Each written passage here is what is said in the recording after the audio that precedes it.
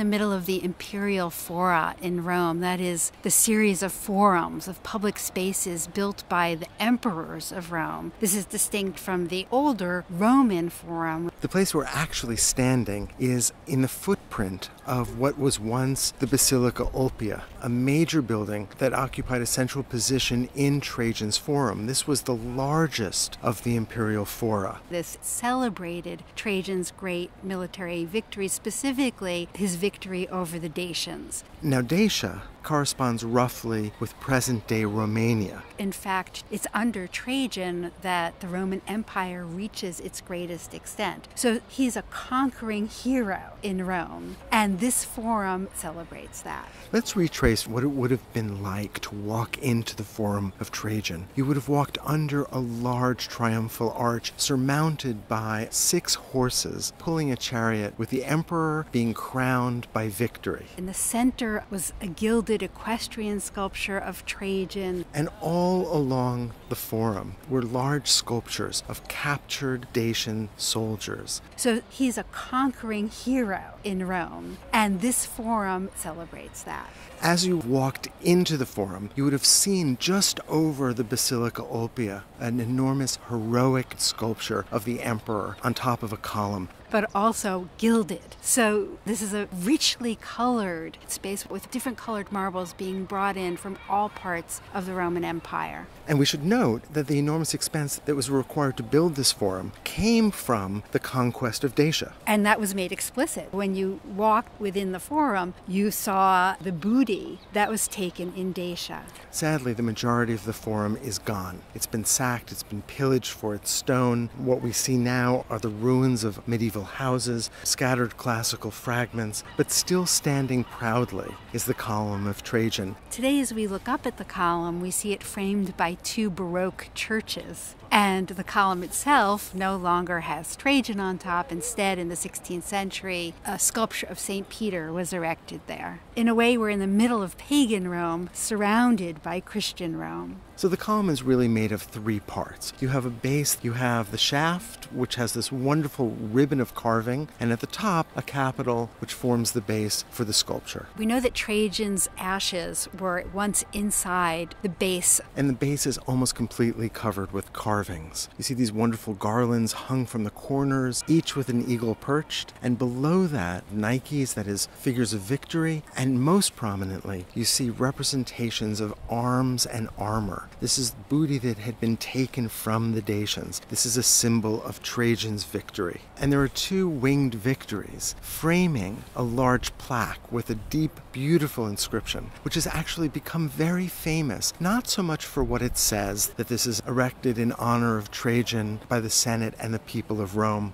but for the quality of the lettering, the model for a typeface known as Trajan. Above that, an enormous victory wreath that the column rises from. But the most famous part of the column is the relief sculpture that winds around it, telling us various stories of the 2 Dacian campaigns. The first war against the Dacians begins at the bottom. And what I find interesting is that we are not shown a triumphal victory. Instead, what we see across the entire column are images of the army marching, constructing garrisons, building bridges, the engineering and the day-to-day work that's required for a successful military adventure. Roughly 21% of the sculpture represents battle scenes. So when you're thinking about a victory monument, you would think about scenes of military victory. But here we have that day-to-day work of the army. And of course, the army was in imperial Rome, along with the Senate, one of the great centers of power.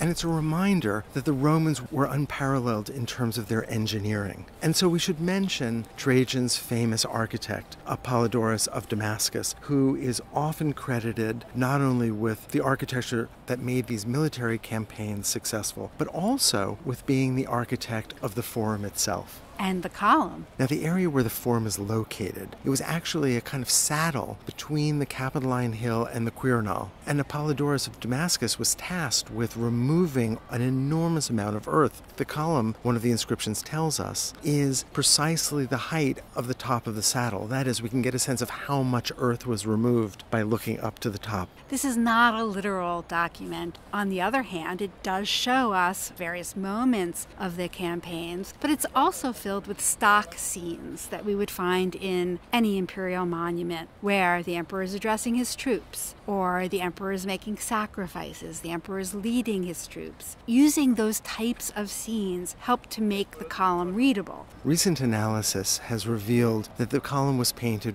with the primary colors red, yellow, and blue, but also with black. But I have to say that even if this was painted, it would be a difficult story to follow, in large part because it turns around the column. But that's a reminder that this was originally surrounded by viewing platforms. There was a Greek library and a Latin library flanking it, and so you could stand almost halfway up. Some of the scenes are very moving. We see scenes of battle, we see scenes of wounded Roman soldiers who are being attended to. And at the very top, very much the climax of the story that's unfolding, we see Decebalus, the general in charge of the Dacians, who commits suicide rather than be captured by the Romans. So let's have a closer look at one of the scenes toward the bottom of the column of the Roman army crossing the very wide Danube River.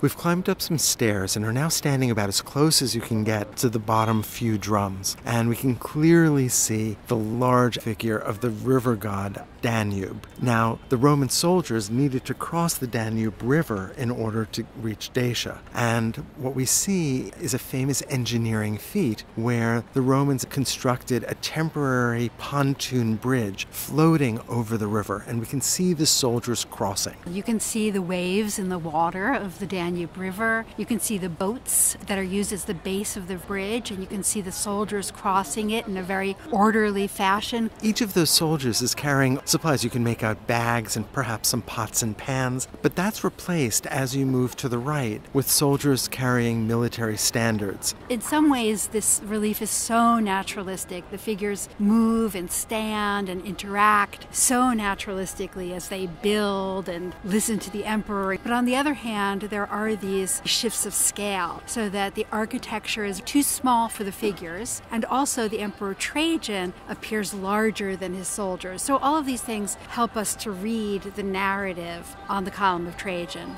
Someday I would like to be able to ascend to the top. There is a door, and inside is where the ashes of the emperor and his wife were located. But there's also a staircase. Each one of the drums that make up this column is hollow, stacked one atop another, but it allows you to go all the way up to the viewing platform, up to the feet of St. Peter. We see at the bottom this war booty. On top of that, these symbols of victory, the hard work of the army to ensure these victories. Originally at the very top, Trajan himself. And I think it's worth noting that the Romans who would have seen this would not have been, for the most part, the people who would have had access to the military victories against the Dacians. So this is bringing that story here back to the capital.